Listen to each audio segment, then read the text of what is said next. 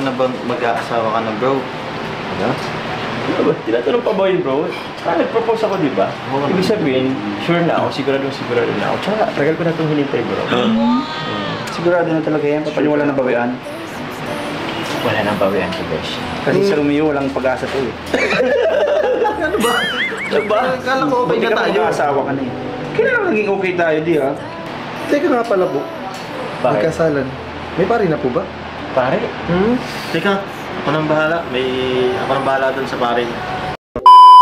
Hello po sa inyo mga kalingap, welcome back po sa ating YouTube channel, Kalingap JJ. Kung bago po kayo sa aking channel, please do like, share, subscribe, and on notification bell for more updates, especially sa live, yan, sa mga vlogs natin, yan.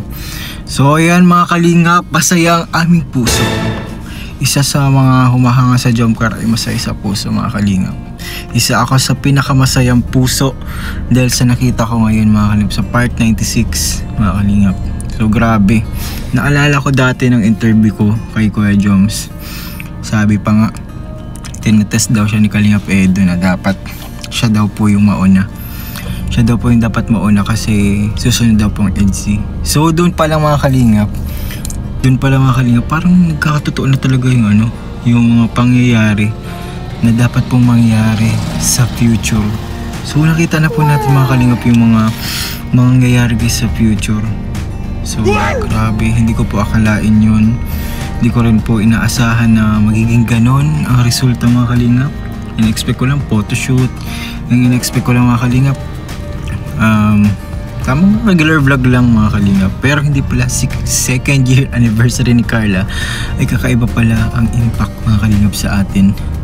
So ayun, dahil po doon naalala ko nga po yung ano po natin, yung interview kay Kuya Joms. So kapag nangyari yun, maraming puso ang magsasaya at magdidiyong mga kalingap. Especially dahil kasal na sila ngayon mga kalingap, sakto ang honeymoon nila mga kalingap sa October 18 sa Singapore. May honeymoon na po nila, kaso may mga kasama sila. May kasama po sila na Kalingap Rob at kami. Yun po ang honeymoon nila mga kalingap. And syempre, see you po sa Singapore mga kalingap. So doon, grabe, iba po yung naramdaman ko sa vlog po na yun. Iba po yung impact sa puso natin. Basta iba talaga eh. Napaka-unusual, napaka-rare kumbaga yung vlog po na yun. Kasi hindi nyo po akalain eh, di ba? Na pwede pala talaga mangyari as soon as possible, sooner or later mga kalingap. Agree po ba kayo? Kung agree po kayo, please comment po ng yellow heart mga kalingap sa comment section. Tapos ano po kayo, kayo comment na din kayo dyan mga kalingap kung kailan ba magkatotoo ang mga ganong pangyayari. So comment po kayo mga kalingap dyan dito sa comment section and basahin po natin. So panoorin po muna natin mga kalingap ang pinaka unforgettable vlog ng Jomcar, which is part 96. So marathon din natin ito mga kalingap. So let's go! Panoorin po natin mga kalingap. Tayo ulit ay magsaya sa vlog na to. Let's go! Sobrang dami na nangyari. Kaya grabe.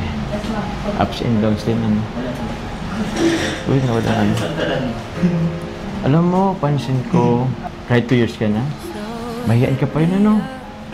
Tulad kanina, nakita ko, nahiya ka pang dapat ka nasasanay ka na kasi nakailang photoshoot ka rin po eh. Ewan ko, ganito na siguro talaga. Siya. Ito, maganda ka naman. Kailangan mong mag-level up. Kasi, alam mo, nasa'yo na naman ang lahat. Plus ako pa. Ang lapit na. Hindi ka kasi ganda-ganda mo eh.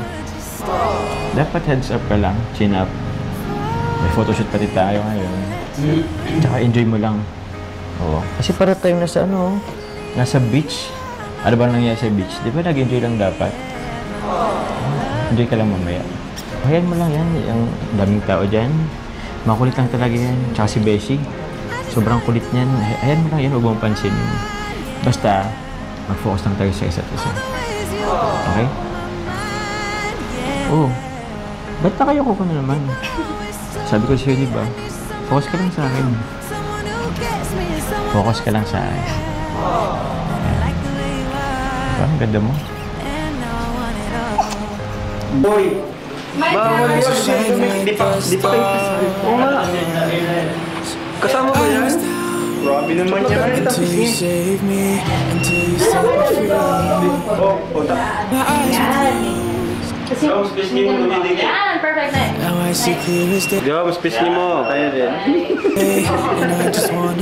Ayoko, lugi ako. Jumbo. Uy! Parang naglalaro na nito.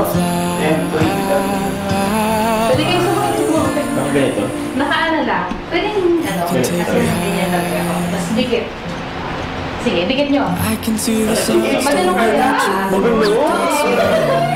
Sige. Closer to you. Yan, 1, 2, 3. Tingin dito. Kiss! Tingin lang ito ay punta. Ay, twice. Tingin lang.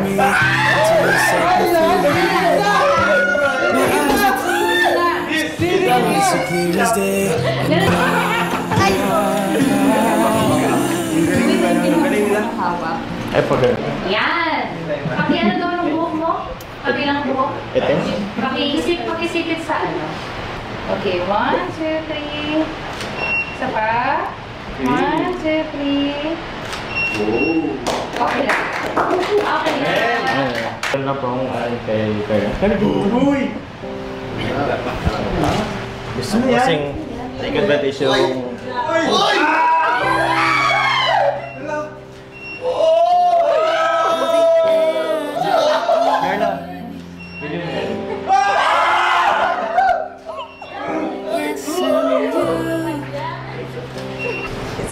Seryoso ba to?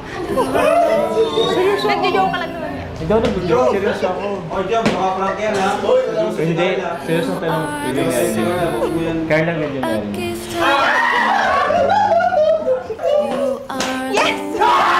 Wherever you go, I follow you there.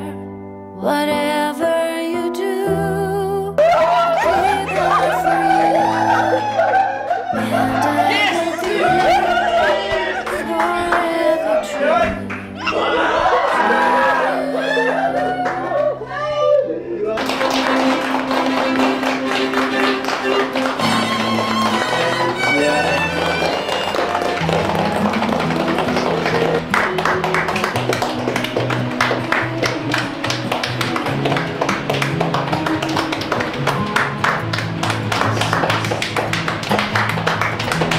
Give me your strength and show me your weakness.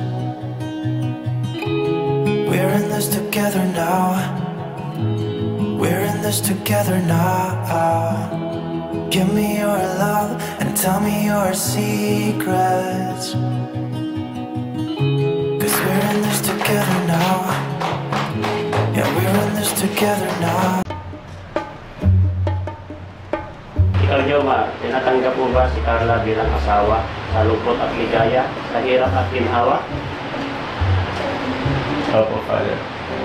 Ikaw, Carla, tinatanggap mo rin po ba si Jomar bilang isang asawa sa lungkot at ligaya at hirap at ginhawa? Opo, You're the Kaya Jomar at Carla, mangako kayo sa isa't isa. Tanda ng inyong pagmamahalan. Ikaw muna, Jomar.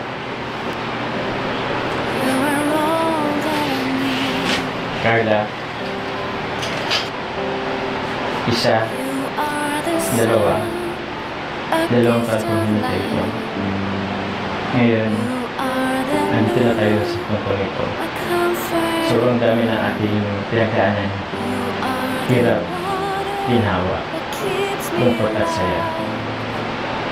Ngayon, sa pagkakataon ito, ipinapangako ko bilang kabiyak ng iyong puso na patuloy kitang mamahalin. Hindi lang isa, dalawa, tatlo, apat, 5 taon hanggang magpakailanman. Ikaw lang. Ikaw naman, Carla, ano ang may papangako mo kay Jomar?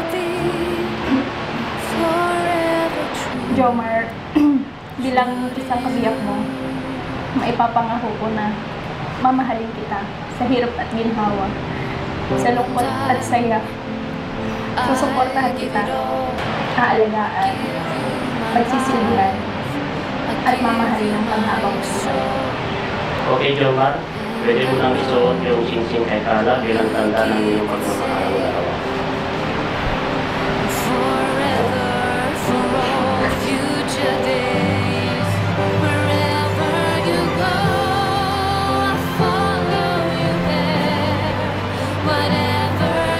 At ka naman, Carla, isuot ko naman ng singsing kay Jomar bilang tanda ng iyong pagmamahal sa hirap at ginhawa.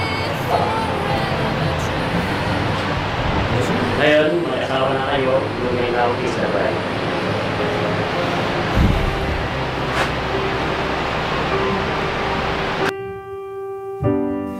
If just for a minute I'd fall asleep and not dream about you.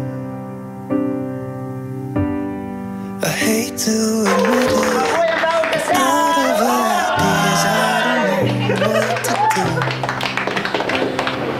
Most of the times I think